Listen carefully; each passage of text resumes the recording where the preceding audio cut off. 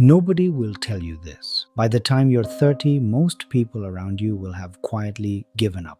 Not dramatically, not with some big announcement. They'll just stop trying new things, stop taking risks, stop believing their life could look different than it already does. And the wild part? Almost none of them will notice it happening. I'm going to give you 5 things, 5 uncomfortable, unglamorous truths that separate the people who keep growing from the people who plateau at 25 and coast for the next 50 years. None of this is motivational poster fluff. Some of it might actually annoy you.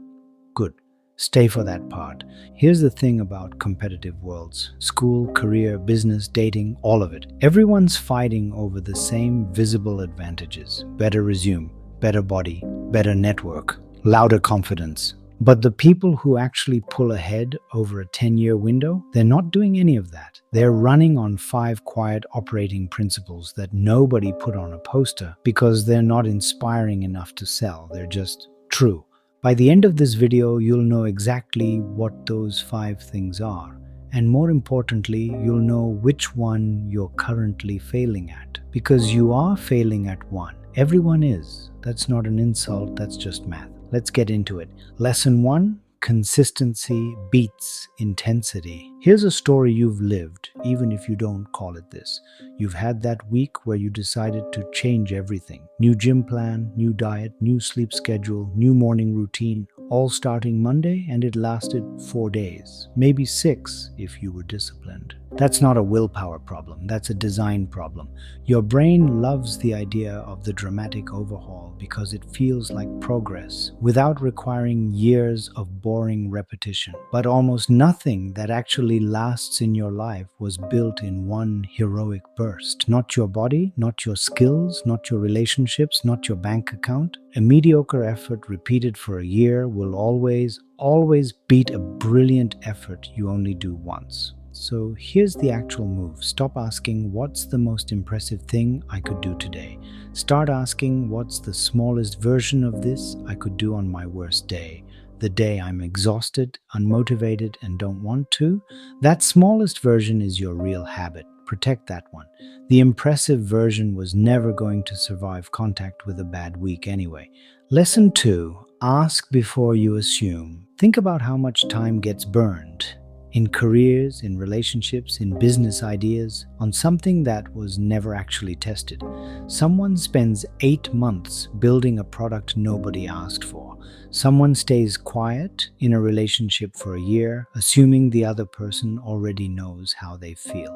Someone avoids applying for a job because they've already decided in their head that they're not qualified, without a single person ever telling them that. Every one of those is the same mistake wearing a different costume, acting on an assumption instead of checking it. And here's why we do it. Asking is uncomfortable. Asking means someone might say no, might say that's not good enough, might reveal something you didn't want to know. So instead we guess, we assume. We protect ourselves from a 5-minute uncomfortable conversation by paying for it later with months of wasted effort. The fix is almost insultingly simple. Before you spend a month building on an assumption, spend 5 minutes testing it. Ask the actual customer. Have the actual conversation. Check the actual number. It will feel small and unheroic in the moment. It will save you from the single most common form of wasted human effort. Lesson 3: feedback is a skill, not a threat. Lesson 3 is the one that hurts the most to hear, and it's this: feedback is a skill, not a threat. Nobody is born comfortable being told they're wrong. That instinct to get defensive, to explain yourself, to find the flaw in the feedback instead of sitting with the flaw in yourself, that's not a character defect. That's just human wiring. Everyone has it. But here's what separates people who improve fast from people who plateau. The fast ones have trained themselves to do something unnatural. They've trained themselves to hear, here's what's not working, and respond with curiosity instead of defense. That's it. That's the whole skill. And it is learnable the same way a language or an instrument is learnable. Badly at first, less badly with practice. Every round of honest feedback you can actually sit with, without flinching, without explaining, without needing to be right, is a shortcut. It's you skipping months of trial and error that someone else already did for you, for free, and handed you in one sentence. Most people throw that gift away because it stings for 30 seconds. Don't be most people. Lesson 4, competitive doesn't mean zero sum.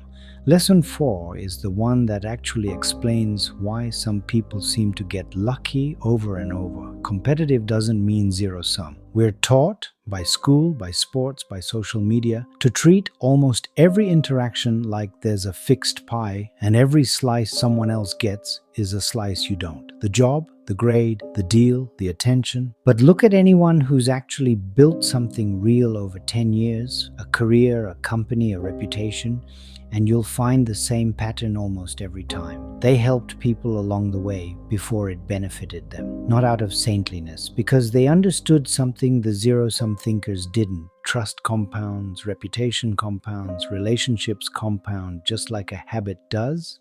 And the people who spend their 20s hoarding every advantage instead of building those things end up 10 years later technically ahead in the moment, but strangely alone at the top. No network, no trust, no goodwill to draw on when they actually need it. Competing hard and helping people are not opposites. The people who think they are the ones who stay stuck. Lesson 5. Your 20s are a foundation, not a countdown.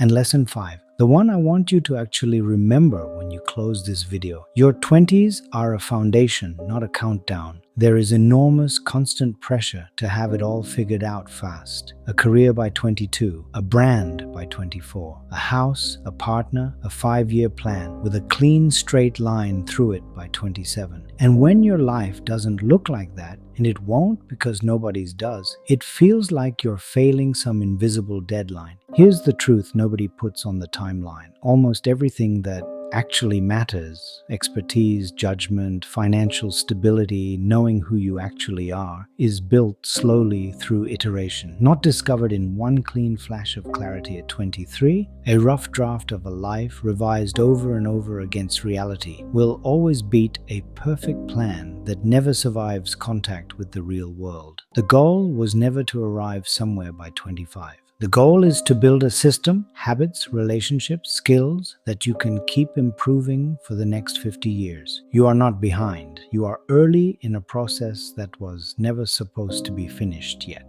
So here's the only ask I have. Pick one of these 5. The one that stung the most while you were watching. That's the one you're actually failing at right now. Go do something about that one. Today, not Monday. If this hit you, subscribe. I'm putting out a video like this every week, and the next one goes even deeper on T's next topic. And drop a comment telling me which of the 5 hit hardest. I read everyone, and honestly, that's how I decide what to make next. I'll see you in the next one.